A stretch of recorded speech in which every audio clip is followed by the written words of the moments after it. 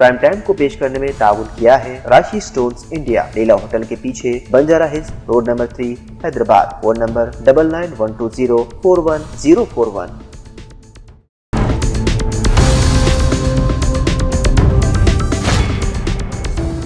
अस्सलामुअलैकुम नाज़रीन, आप देख रहे हैं सियासत टीवी और प्राइम टाइम न्यूज़ बुलेटिन में आप सभी का इस्तकबाल है।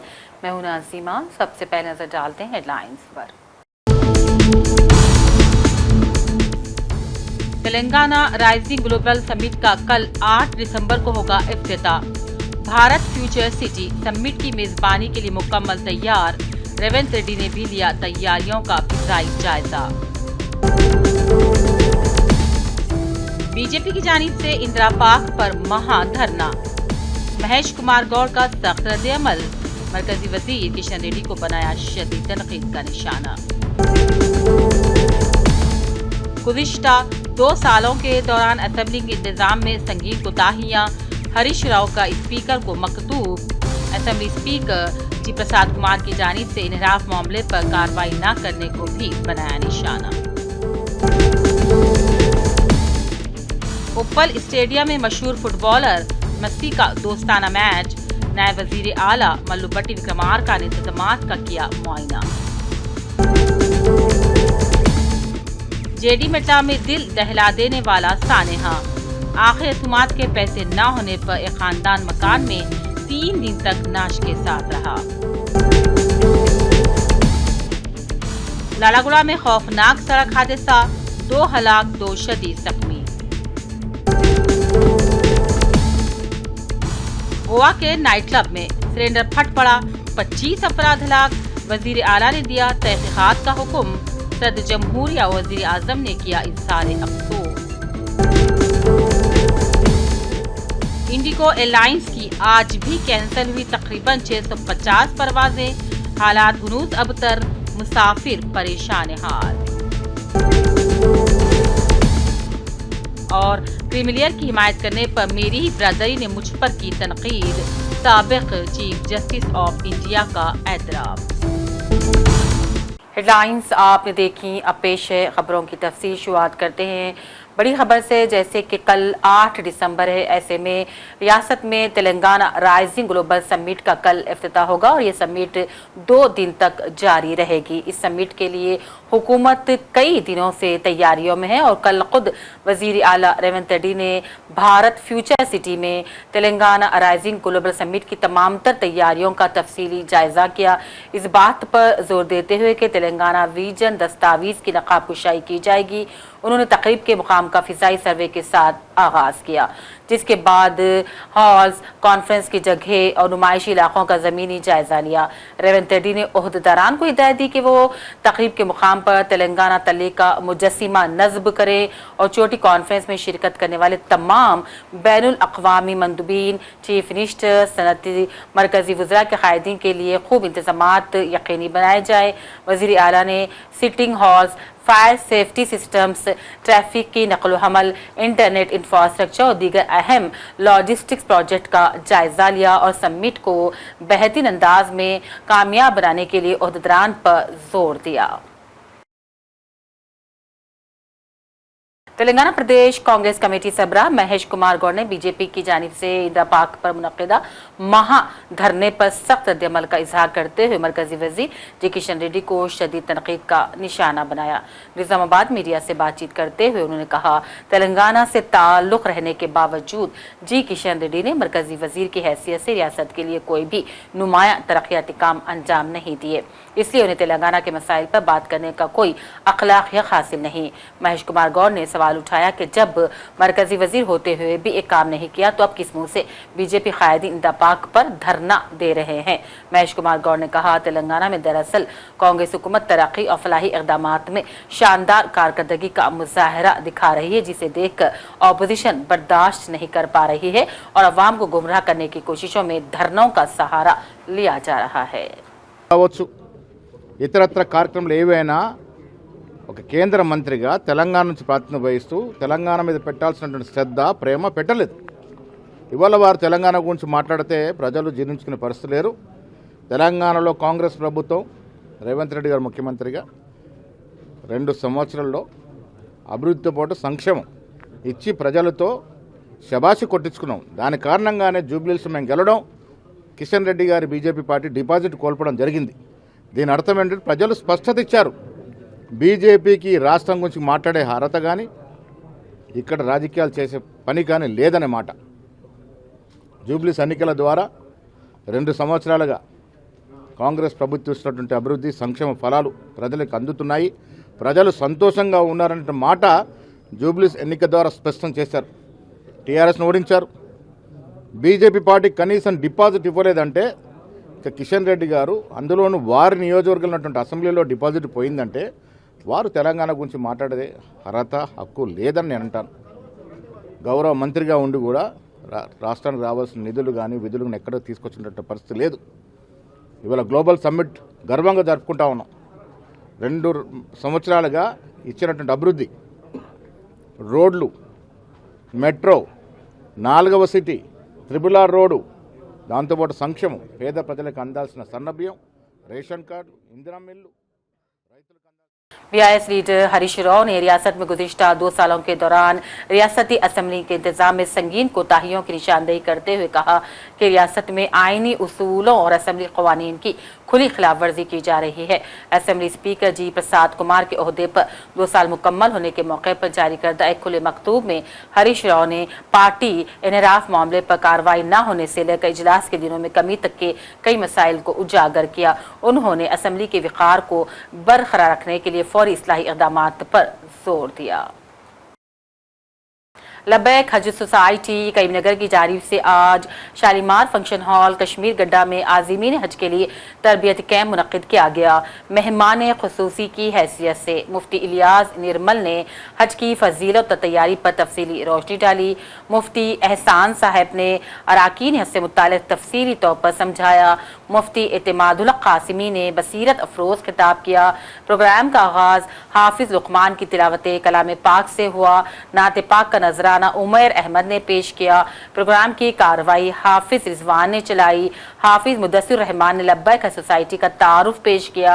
जमीयतुल हुफ़्फ़ाज़ के जिम्मेदारान की शॉल पोशी और मेंटोस पेश किए गए। इस मौके पर सद इरफानुल हक के अलावा मोहम्मद आरिफ, इकबाल अली, अब्दुल करीम, वसीम सादिक, हाफिज़ लुक़मान, अब्दुल राफ़े व दूसरे भी मौजूद थे।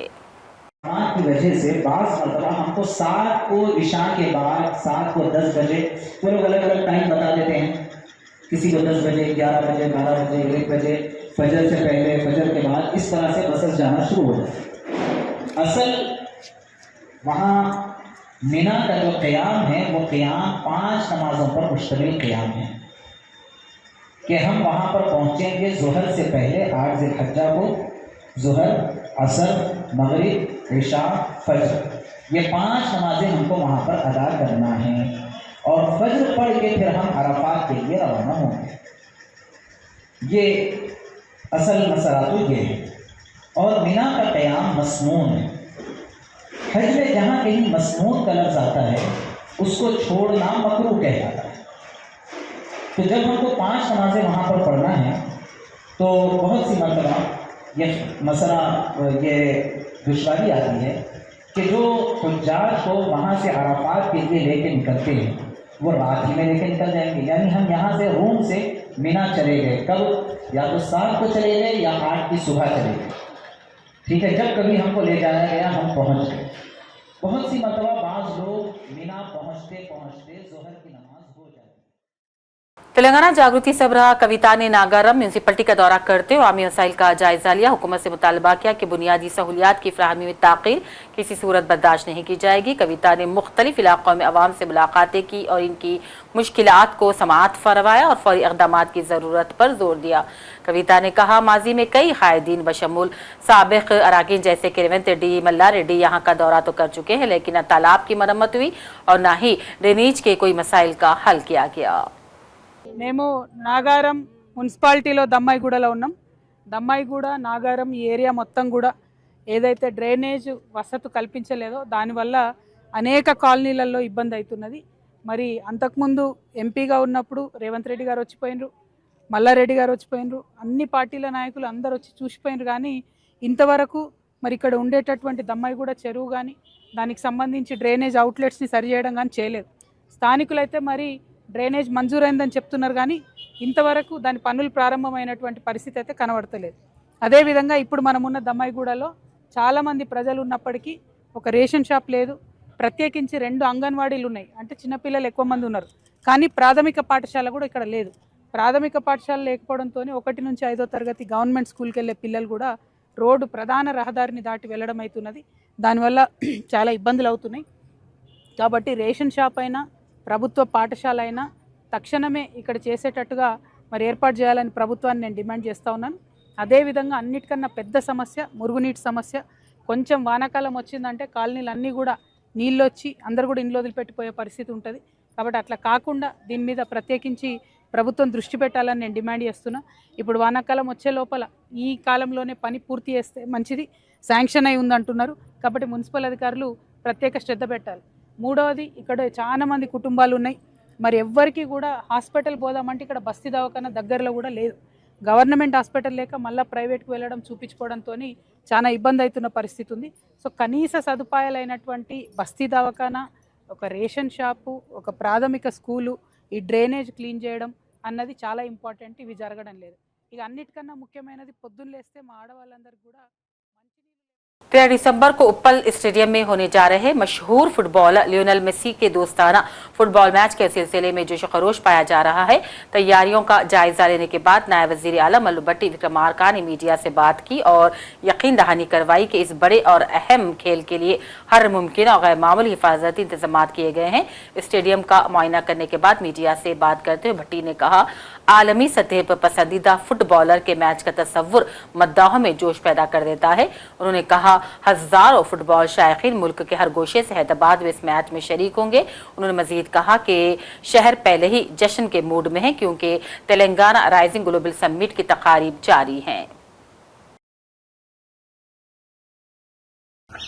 మీ ద్వారా ఈ ఫుట్బాల్ లవర్స్ కి అందరికీ ఒక సమాచారం ఇవ్వాలనేటువంటి ఆలోచనతోనే ఈరోజు ఇక్కడ రావటం జరిగింది. మీ అందరికీ తెలిసిన విషయమే, రాష్ట్ర ప్రభుత్వం పెద్ద ఎత్తున 8-9 తారీఖుల్లో తెలంగాణ రైజింగ్ గ్లోబల్ సమ్మిట్ పెద్ద ఎత్తున జరుగుతూ ఉంది. ఈ Telangana rising global summit economic summit సందర్భంగా 2047 విజన్ డాక్యుమెంట్ ని తెలంగాణ రాష్ట్ర ప్రభుత్వం రిలీజ్ చేయబోతా ఉంది. ఈ తెలంగాణ రైజింగ్ గ్లోబల్ సమ్మిట్ సందర్భంగా జరిగేటువంటి సంబరాల్లో రాష్ట్ర వ్యాప్తంగా ఈరోజు ఈ సంబరాలు మొదలైనాయి. ఈ సంబరాలకు సంబంధించి 1వ తారీఖు నుంచే ఇప్పటికే అనేక జిల్లాల్లో రాష్ట్ర ముఖ్యమంత్రి అలాగే మిగతా మంత్రివర్గ సహచరులందరూ కూడా ఆయా జిల్లాల్లో పాల్గొని పెద్ద ఎత్తున సంబరాలు జరుపుతున్నటువంటి విషయం కూడా తెలిసిందే. జిల్లాలన్నీ అయిపోయిన తర్వాత పెద్ద ఎత్తున రాష్ట్ర రాజధాని హైదరాబాద్ నగరం, దాంతో పాటు భవిష్యత్తులో నిర్మించేటువంటి అద్భుతమైనటువంటి భారత్ ఫ్యూచర్ సిటీలో ఈ తెలంగాణ రైజింగ్ గ్లోబల్ సమ్మిట్ కార్యక్రమాన్ని 8-9 తారీఖుల్లో ఏర్పాటు చేస్తూ ఉన్నాం. దీని సందర్భంగా ప్రపంచవ్యాప్తంగా అనేక దేశాల నుంచి, అనేక ఖండాల నుంచి ఆయా వ్యవస్థలకి, సంస్థలకు సంబంధించిన దిగ్గజాలు వస్తూ ఉన్నారు. అలాగే ప్రపంచవ్యాప్తంగా మీ అందరికీ जेडीमिटला पुलिस स्टेशन की हुदूद में शाहपुर नगर के करीब एनएलबी नगर में एक अफसोसनाक सानहा पेश आया, जहां एक गरीब खानदान आखिरी रसूमात के अखराजात न होने की वजह से 3 दिन तक अपने घर में नाश के साथ रहने पर मजबूर हो गया। तफसीलात के मुताबिक 76 साला स्वामी दास, जो जिले महबूब नगर से ताल्लुक रखते थे, अपनी बेटी सलोनी के साथ एनएलबी नगर में रिहाइश पजीर थे। सलोनी एक खानगी अस्पताल में नर्स की मुलाजिमत किया करती थी, लेकिन वालिद की बिगड़ती सेहत के बायस उसे नौकरी छोड़नी पड़ी। स्वामी दास 3 दिन खबर शदीद अलालत के बायस चल बसे। गुर्बत और माली तंगदस्ती के बायस खानदान के पास आखिरी रसूमात के लिए रकम मौजूद नहीं थी, जिसकी वजह से नाश को 3 दिनों तक घर में ही रखा गया। पड़ोसियों ने घर से तवील अरसे तक कोई भी शख्स बाहर न आने पर शुबे का जाहिर किया और मालिक मकान ने पुलिस को इत्तला दी। पुलिस जाए वक़्त पर पहुंची और नाश को गांधी अस्पताल मुंतकिल करवाया।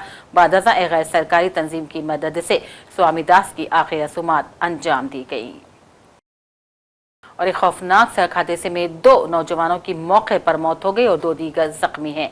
ये वाकया दरअसल लालागुड़ा पुलिस स्टेशन हदूद के तहत लालपेट में उस वक्त पेश आया जब तेज रफ्तारी से जा रही एक कार सड़क के डिवाइडर से टकरा गई। हादसा शदीद था और कार बुरी तरह तबाह हो गई।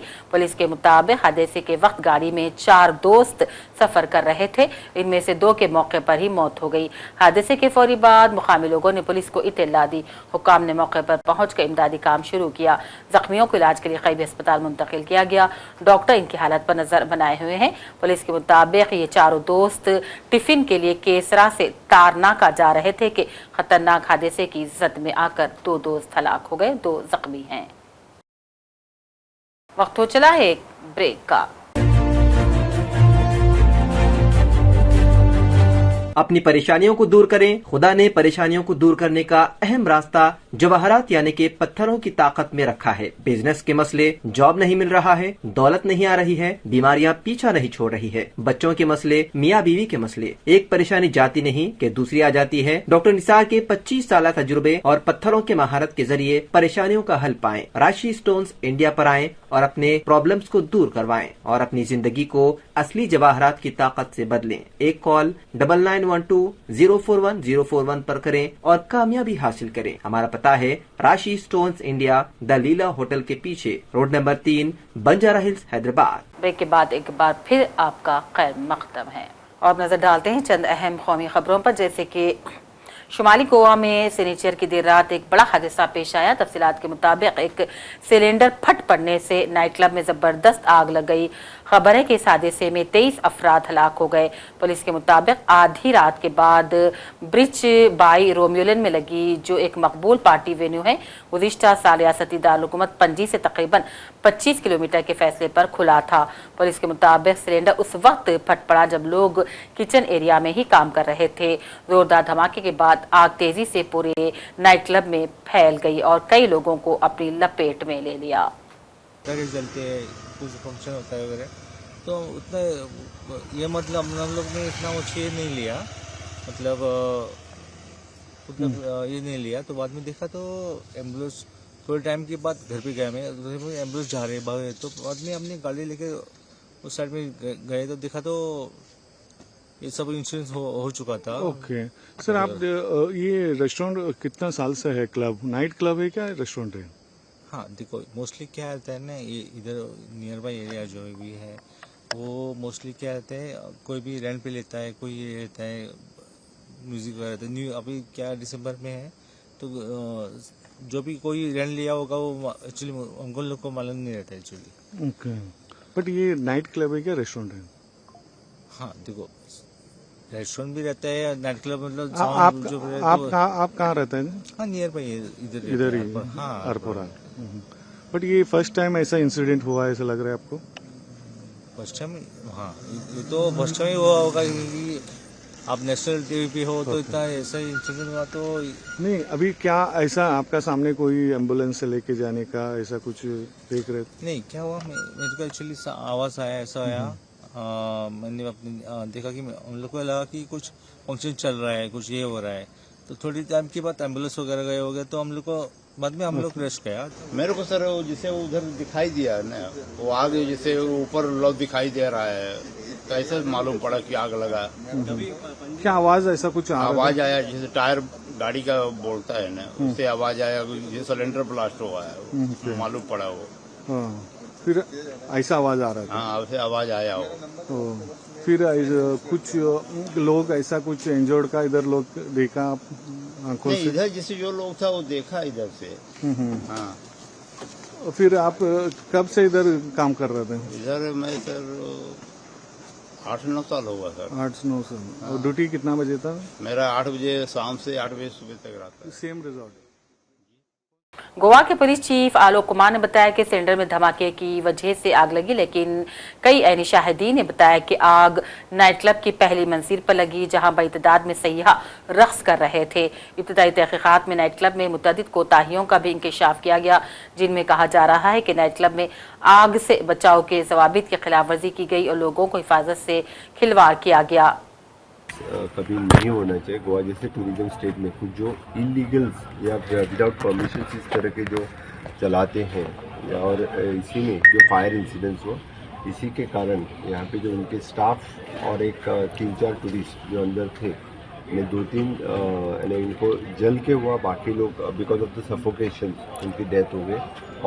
ऑल टुगेदर 23 लोगों की डेथ हो चुकी है। जिनकी डेथ हो चुकी है उनके प्रति संवेदना मैं व्यक्त करता हूँ। गोवा सरकार की तरफ से पूरी उसकी इंक्वायरी की जाएगी और जो जो कल्प्रिट इसमें हैं जो उनको बिहाइंड द बार्स किया जाएगा। सर, क्या आप मानते हैं कि बहुत बड़ी घटना है? पिछले 5 सालों में इस तरह की घटना कभी नहीं हुई थी। गोवा के हिस्ट्री में इस तरह का टूरिज्म लेवल पे इंसिडेंट होना ही बहुत बड़ी घटना है। इस तरह का इंसिडेंस कभी नहीं हुआ था। तो इस तरह की फायर सेफ्टी और tragedy, this is the first time at least 10-20 साल में तो पहला। और अब बात करते हैं इंडिगो एयरलाइन और मुसाफिर की मुश्किलात की। इस दौरान इंडिगो एयरलाइन ने कहा है कि आज से लोगों की मुश्किलात कुछ कम हो जाएंगी। नाज़रीन, इंडिगो के ऑपरेशन में गुज़िश्ता चंद दिनों से जारी बहरान के दरमियान एयरलाइन ने आज एतमाद का इजहार किया और कहा कि निस्फ शब तक वो 1650 परवाजें चलाएगी। एयरलाइन ने यह भी कहा कि अब वो 10 दिसंबर तक सूरत हाल मामूल पर आने की उम्मीद कर रही है। इंडिगो के तर्जुमान के मुताबिक हफ्ते के रोज एयरलाइन की 850 से कम परवाजें मनसूख रहीं, जबकि तकरीबन 15,000 परवाजों ने उड़ान भरी। मतलब कि कोई कस्टमर सर्विस, आपको बार बार दौड़ के एयरपोर्ट आना पड़ेगा, घंटों लाइन में लगना पड़ेगा, फिर कुछ होगा वो बस वो रीशेड्यूल कर देंगे। मतलब आई वॉश है वो, तो मतलब कि आज आप बोल रहे हो आवाज़ खड़ी करो, बोलेंगे कल का दे देते हैं, फिर कल आओगे बोलोगे नहीं ये कैंसिल हो गया है, कल का दे देते हैं। और अगर आप कहीं का ट्रिप किए हो, होटल्स बुक किए हो, तो वो तो नहीं कर रहे हैं ना रीशेड्यूल, तो क्या फ़ायदा। मान लो जो हमारा 4 का था, 10 का रिटर्निंग था, आज 7 तारीख हो गई, 4 की बुकिंग गई, 5 की बुकिंग गई, 6 की बुकिंग गई, 7 की बुकिंग गई, 4 दिन की बुकिंग है। हर दिन का 2-2 कमरा बुक है हम लोग का। हमारे पेरेंट्स भी जा रहे थे। कितना मतलब लाखों का लॉस ऑलरेडी हो चुका है हम लोग को। हम लोग बोल रहे हैं तो बोल रहे हैं आप रिफ़ंड ले लो, आप रिफ़ंड ले लो। रिफ़ंड ले लेंगे, जाने आने का रिफ़ंड होगा, वहाँ का जो होटल्स का है वो कौन बेयर करेगा, वो कौन बेयर करेगा। और आज हमारी एनिवर्सरी है, हम लोग इसके लिए प्लान किया था कि एनिवर्सरी वहाँ सेलिब्रेट करेंगे। इतना गंदा एक्सपीरियंस हुआ, दिन भर एयरपोर्ट के चक्कर लगा रहे। इसके लिए तो इतना और ऐसा तो नहीं है कि बहुत कम रेट में टिकट्स लेते हैं, इतना जो भी इनका रेट्स होता है उसमें ही लिया। इतनी गंदी सर्विस मिल रही है रोज़, आजकल। और कल रात के 11 बजे इतनी ठंड में आके हम लोगों ने कैंसिल किया, और सुबह आ रहे हैं चेक इन कराने तो बोलते कैंसिल है। अभी आप काउंटर पे खड़ी थी, मैं देख अभी फिर मैंने बोला कि अभी तक में 6 बार तुमने रीशेड्यूल किया, कल मुझे क्यों। पैकिंग कर लिया, रात के 1 बजे मेरे पास मैसेज आया था, मैंने सुबह देखा ना तब, तो मैं सोचा यहाँ अल्टरनेटिव फ़्लाइट मिल जाएगी मेरे को। यहाँ आया तो मतलब आज जितनी भी फ़्लाइट थी कोलकाता के लिए सारी कैंसिल है। तो यहाँ भीड़ भी हो रखा था, इनकी सर्विसिंग भी यहाँ पे ये मतलब हैंडल नहीं कर पा रहे हैं, अच्छे से डील विथ नहीं कर पा रहे।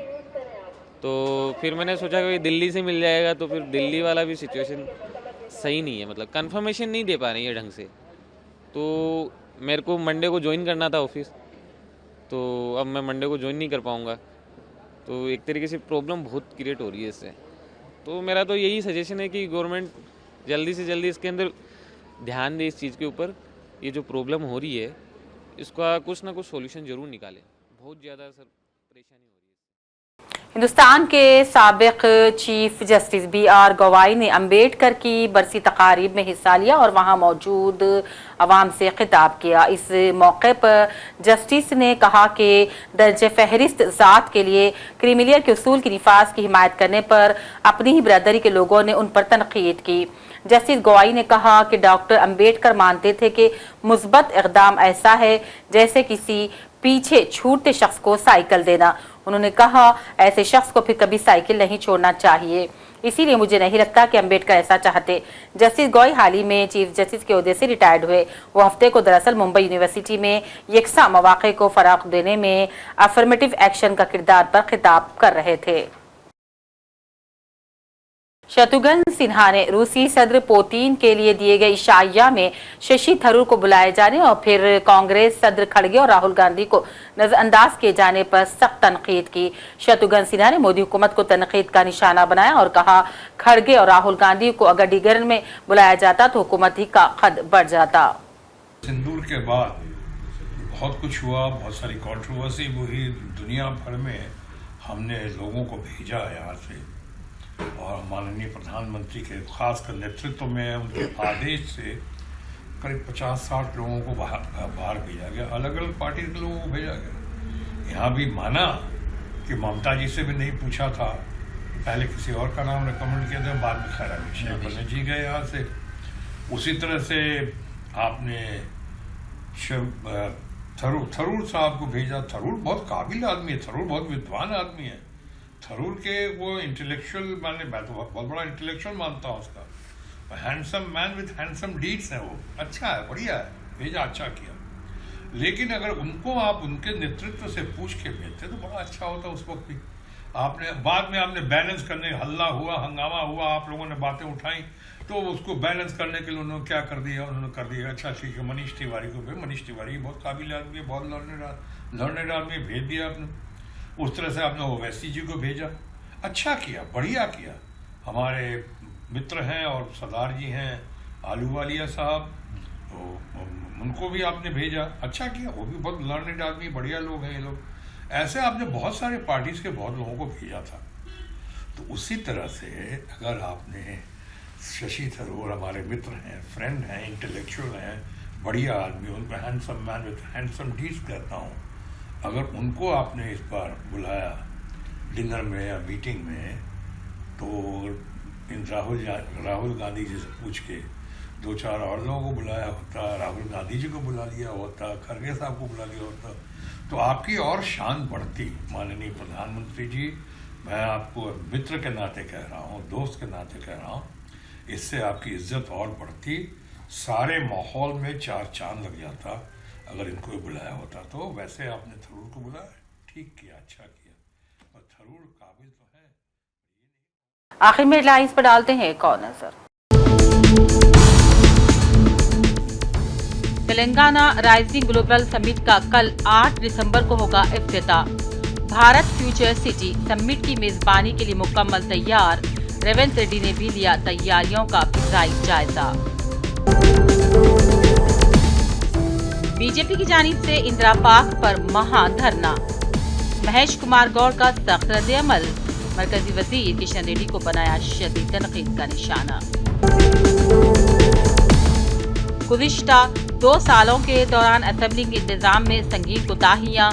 हरीश राव का स्पीकर को मकतूब। असेंबली स्पीकर जी प्रसाद कुमार की जानिब से इनहराफ मामले पर कार्रवाई न करने को भी बनाया निशाना। उप्पल स्टेडियम में मशहूर फुटबॉलर मस्सी का दोस्ताना मैच। नायब वजीर आला मल्लुपट्टी विक्रमार्का ने इंतजामात का किया मुआयना। जेडी मेटा में दिल दहला देने वाला सानेहा। आखिर सुमात के पैसे न होने पर एक खानदान मकान में 3 दिन तक नाश के साथ रहा। लालागुड़ा में खौफनाक सड़क हादसा, 2 हलाक 2 शदीद जख्मी। गोवा के नाइट क्लब में सिलेंडर फट पड़ा, 25 अफराद हलाक। वजीर आला ने दिया तहकीकात का हुक्म। सदर जमहूरिया और वजीर आजम ने किया इज़हार अफसोस। इंडिगो एयरलाइंस की आज भी कैंसिल हुई तकरीबन 650 परवाजें। हालात गुनूद अबतर, मुसाफिर परेशान हाल। और क्रीमिलियर की हिमायत करने पर मेरी ही ब्रदरी ने मुझ पर की तनकीद। साबिक चीफ जस्टिस ऑफ इंडिया का एतराफ। इसी के साथ प्राइम टाइम बुलेटिन का सिलसिला अब यहीं अख्ताम को पहुंचता है। पूरी टीम के साथ दीजिए इजाजत। देखते रहिए सियासत टीवी। अल्लाह हाफिज। प्राइम टाइम को पेश करने में ताउन किया है राशि स्टोन्स इंडिया, लीला होटल के पीछे, Banjara hills, road number 3, Hyderabad. Phone number 9912041041।